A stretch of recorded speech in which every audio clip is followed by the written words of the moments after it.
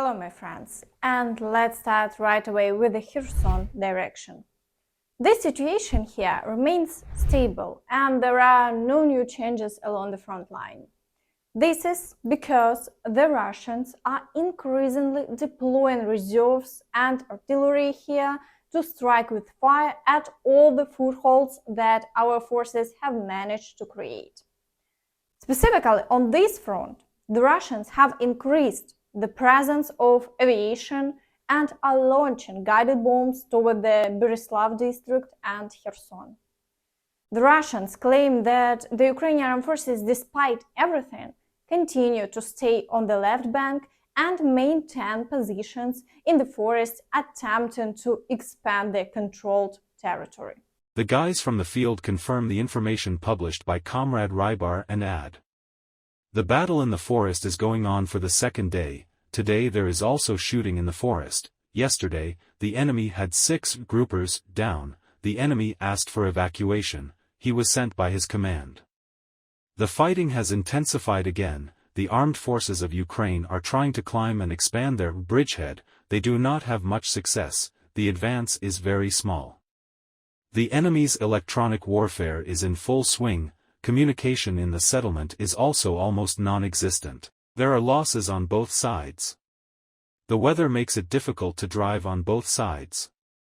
There is almost nothing left of the settlement itself, dilapidated houses, basements. As seen, the Ukrainian armed forces are still advancing, but at a slow pace. The plans of the general staff are unknown at the moment, so we are waiting to see how events will unfold. The first details of yesterday's strike on Jankoy have emerged. It's reported that the attack targeted a military facility. The number of destroyed Russians is currently not specified. For those interested in the situation with the Crimean bridge, the head of the Security Service of Ukraine provided details of Ukrainian operations on the bridge. Є фахівцями по Кримському мосту по тій причині, що вперше ми його вдарили 8 жовтня минулого року. Відбулося це на наступний день після 70-річчя бункерного діда. Я думаю, йому в той ранок дуже сильно боліла голова, і ми йому зробили правильний такий, знаєте, подарунок. І вдруге ми вразили міст 17 липня поточного року за допомогою відповідних морських дронів типу Сі-Бейбі. І зайшли ми в цей раз не з суші, а зрозуміло з моря. Це справжній ляпас Путлеру і Рашці. Прикольний салют. Майже як при відкритті Кримського моста, десь так само воно все там бабахкає. Коли ми успішно влучили, то це був справжній вибух емоцій. Всі ж чоловіки, вони трошки хлопці, трошки діти, всі почали скакати. Росіяни не розуміють одного. Служба безпеки України ніколи не повторюється. Ніколи. Міст приречений. Ніякому путінському мосту не місце на законній території неньки України. In the Zaporizhzhia direction, the occupiers are once again attacking in the areas of Robotyne and Novoprokopivka. The General Staff states that there were 5 attempts to storm and reclaim previously lost positions, but the Ukrainian forces are holding their defense and the front line remains unchanged over the day. However, shelling continues. In the Vuhledar direction, the occupiers, as before, shell along the entire front line, but no new offensive actions are reported and the situation remains unchanged. In the Avdiivka direction, the situation remains extremely challenging. Over the past day, Ukrainian forces had to repel over 30 attacks, and offensive actions continue in Novokalinovo, Bakhmutivka, and Svatove. The Russians are making maximum efforts to expand the northern flank, aiming to reduce the territory under shelling and continue their advance towards Orlivka and the coking plant. Battles are also ongoing in the areas of Severne, Pervomaiske, and Avdiivka. Despite the front line remaining unchanged over the day, the high number of attacks makes the situation complex. Я Рябко Роман Геннадьевич, 21.06.1993 год рождения, разнорабочий.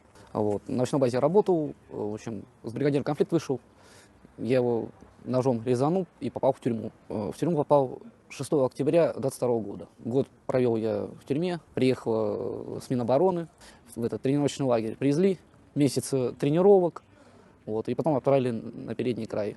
Это сначала это я узнал, когда по приезду. Нас выбросили с машин где-то под Андреевкой. В общем, 3 дня я там пробыл. Большая часть тех, кто со мной приехал, я уже не видел. Потом узнал, что погибли, либо раненые. Говорили, приказ нарушать нельзя, расстрел, все дела. То, что если побежите без приказа, то пристрелят. Было такое. Видел такие случаи? Сам лично нет, но в тренировочном лагере видел, как расстреляли командира отделения, по-моему. Он приказ не выполнил, бросил раненых, его пристрелили. Человек 150 это видел, поэтому... Это при тебе прям было? Да, я сам лично видел. Скажи, а видел какие-то случаи, когда кого-то пытали, там, что-то такое, избивали, мучили, что-то было такое? Ну, в тренировочном лагере сначала вот этого командира избили, вот, а потом выстрелили, ну, застрелили потом. Было такое, вот это. И беглеца одного. Пытался бежать, поймали, ногу прострелили, видно. Ну, когда бежал, может, пытался. Ну, а потом, в общем, его жестоко казнили. Расскажи об этом, как его жестоко казнили? Получается, ему отрубили руки, а врач, ну, медик, ему говорили жгутовать, чтобы тот не умер сразу. То есть обучали так, как они сказали, медиков. Ну и заодно назидание для тех, кто побежит, попытается побежать. Если оно поймает, он 2 дня бегал. И, в общем, руки-ноги подрубали, потом башку. Все это сложили потом в ящик, а утром подорвали на противотанковой мине, чтобы не было никаких свидетельств. И нас предупредили, что с каждым будет такое, кто попытается бежать или нарушить приказ. Я вот это увидел, и тогда понял, что попал, что ни на есть, в ад. А нам и сказали, добро пожаловать в ад. In the Bakhmut direction, Russian activity has intensified once again. They are advancing on the northern flank in the Vuhledar and Ivanivsk areas. They are attempting to execute the previous plan to push Ukrainian units away from Yagidne and Avdiivka, aiming to encircle our units around this territory. Battles are also ongoing to the south in the areas of Klishchiivka and Andriivka. Although there are no changes along the front line, the situation remains genuinely difficult. In the areas of Kreminna and Siversk, there are currently only shallow incidents without any offensive actions. The front line remains unchanged as before. In the Svatove area, after yesterday's shelling of Stelmakhivka, the occupiers have initiated assault actions in this village. The Ukrainian forces successfully repel all attacks, but the battles are ongoing. Today, a video emerged showing how the Russian piece is destroying a coal mine in the occupied Luhansk region. Many understand that most cities relied on such coal mines for existence, and now there will be turmoil as in Russia. However, one must not lose hope for the liberation of this territory. Therefore, we await new gestures of goodwill from the Russians. Meanwhile, in the Kupiansk direction, the occupiers have resumed attacks on Petropavlivka, and the battles for Synkivka continue without cessation. There have been no successes for the Russians, and the front line remains unchanged over the day. However, the battles persist, accompanied by a significant number of shelling. Today, talks about negotiations are ongoing due to the complex situation on the front lines. It's no longer a secret that Ukraine planned to at least reach Crimea, demonstrating its strength before entering negotiations and offering Russians a peaceful exit from Ukraine land. However, due to their failed counteroffensive, Ukraine's positions haven't improved. And that's all from me. Don't forget to like this video, subscribe to the channel, and hit the notification bell to stay updated on all the latest news. Thank you for watching, and see you next time. Bye bye.